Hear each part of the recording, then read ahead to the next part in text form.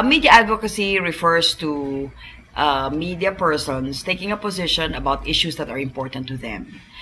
This includes doing stories, for example, about your personal beliefs about health, for example, children, or education. If you believe in something that you are passionate about, then you advocate this in your stories and in the work that you do.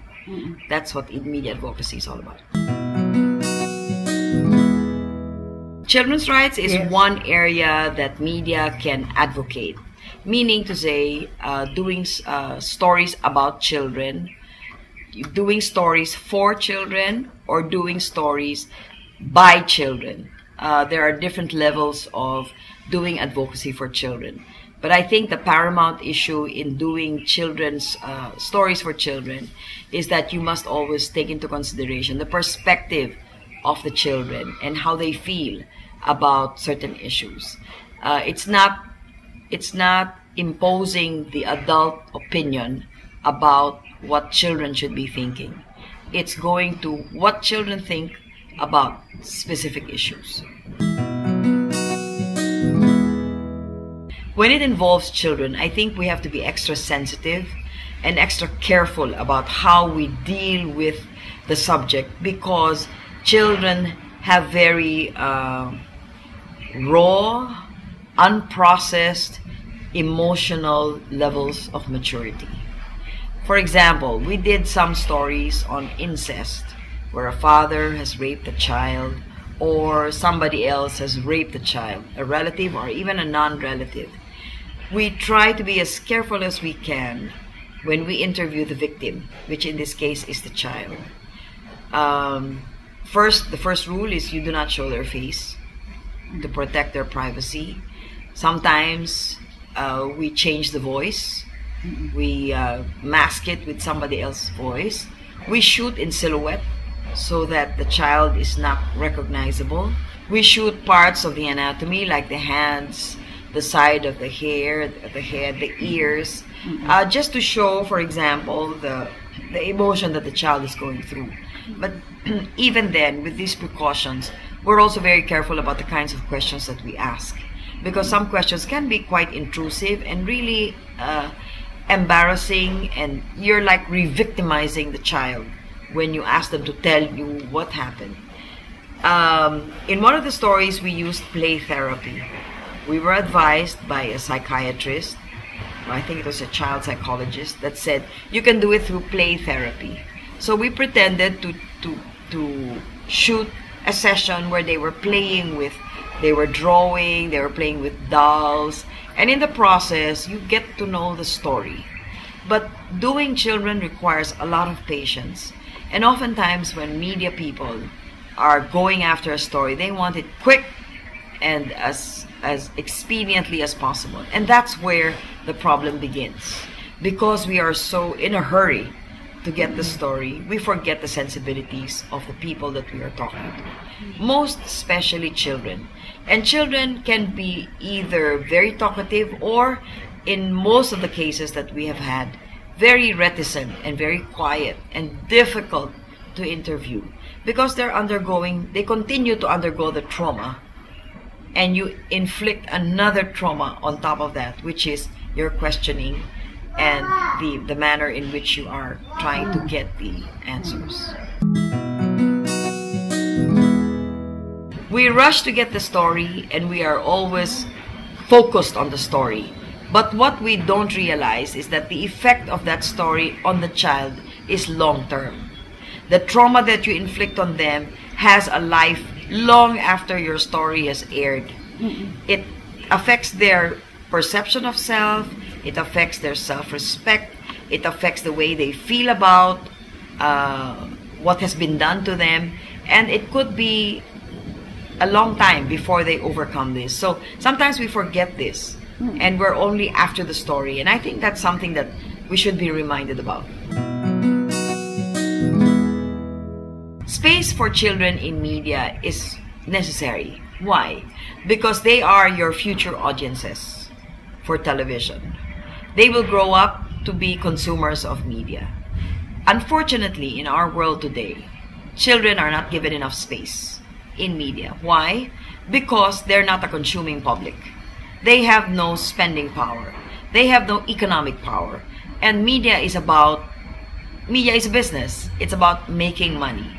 And oftentimes, because the children do not have this spending power to buy a car or to open a bank account or to go grocery shopping, they are dismissed as marginal. They're marginalized. And so therefore, the programs for them are oftentimes token. A cartoon here, a cartoon there. But cartoons are in a genre unto themselves, by themselves. We're talking about television programs that focus on children's needs themselves. For example, one of the programs we started was 5 and Up. And it started because a nephew of mine, who was 8 years old at that time, told me that they watched, he and a gang of his in school, formed a club to watch Probe, which was very late at night and dealt with adult issues. When I say adult issues, you know, from an adult perspective. So we decided, why don't we put up a show for children, by children? And this opened up a new venue for them to express themselves. They chose their own stories. They wanted to do a story about their pet dog. They wanted to do a story about grandmothers, grandparents. They wanted to do a story about ATA children. I mean, these are things that are of interest to them. Another story was how to make ice cream, dirty ice cream. These are stories that we may not as adults choose, but they chose it themselves. They formulate the questions together with the producers, with the help of the producers. The programs that we have are oftentimes just token in terms of cartoons. But we also started a show called Art is Cool. And it's not an art show that encourages buy this, buy that, buy that. We said, make use of old cartons, make use of cardboard boxes, make use of old bottles, and you can make a bag, and you can make this, and you can do that. It encouraged them to turn junk into art. Now, that's another perspective for children. This is not an adult imposing his ideas, because we asked the children to create it. We had an artist who was creating stuff with children. Oftentimes too, we have adult producers imposing adult value systems on children. We make using children and saying this is a children's show because we have children, but that's not what it is. The value system is different. We make children dress up as adults in long gowns. Children don't wear long gowns. We make them put on adult makeup. Children don't have makeup. They're the most beautiful without, barefaced. We make children gyrate like macho dancers. This is not how children would dance. This is not their natural habitat. This is something they see on television, which they associate with other things, other values in our value system that are not child-friendly. Materialism is not child-friendly. Doing it to be paid is not child-friendly. What the question here is, when a producer produces something, he should think, what values am I imparting, and what is the long-term effect of the message I'm delivering on this particular child? Am I telling him materialism is good? Is this a value that we want? Is this something that we would really like to teach our own children? And the moment we ask that question, I think we already have the answer. We all know that it is good or it's not good. Now, I think many of us in media are aware of what children deserve. The problem is there's no space to do it, or there's no money in it, so that it's not something that you easily pick up. Because advocacy requires, some amount of sacrifice. It's easier to go the main highway than to take the side byways. There are many people who have children themselves will not approve of some of the programs that are on the air. I think what has to be done is that the public has to be educated. we in media have to be educated or re-educated again, or it's like a refresher course to tell us that this is good, this is not good. We have to consult child psychiatrists who will tell us, for example, that there are certain programs that children shouldn't watch. And many of my colleagues in media, many of us in media, are not aware of this. So this is just a question of educating us and educating the children themselves, so that they themselves can be their own policemen. Not, well, maybe policeman is too sharp. Their own arbiters of media. Yeah. They can be their own advocates.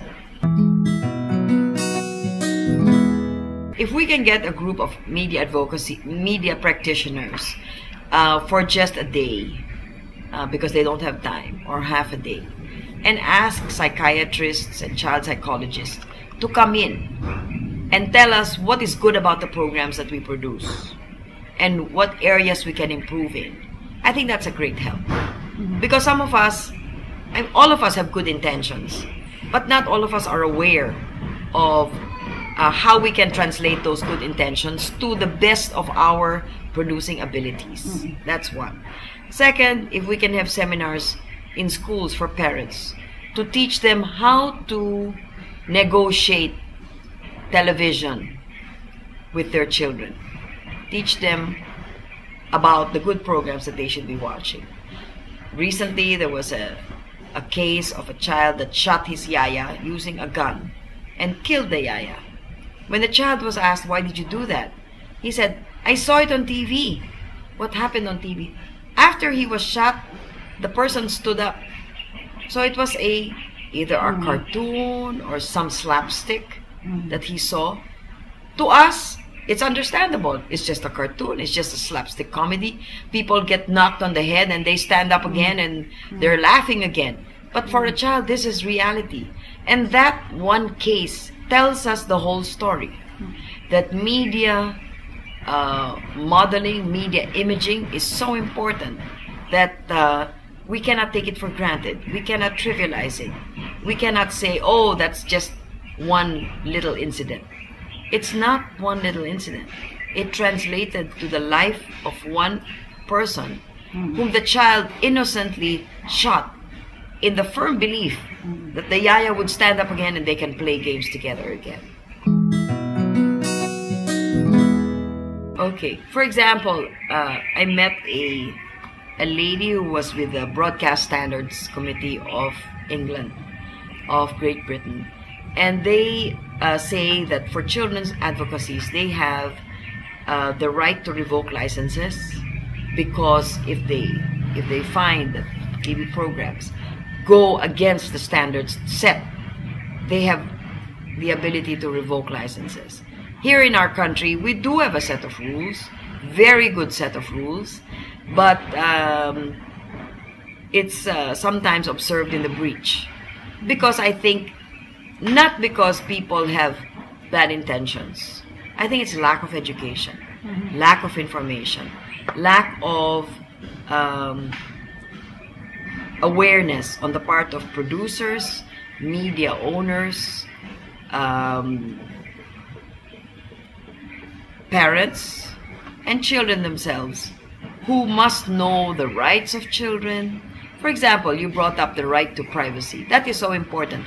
Children, media people say, you know, if you're a victim, you're a victim, we're going to go ask you questions.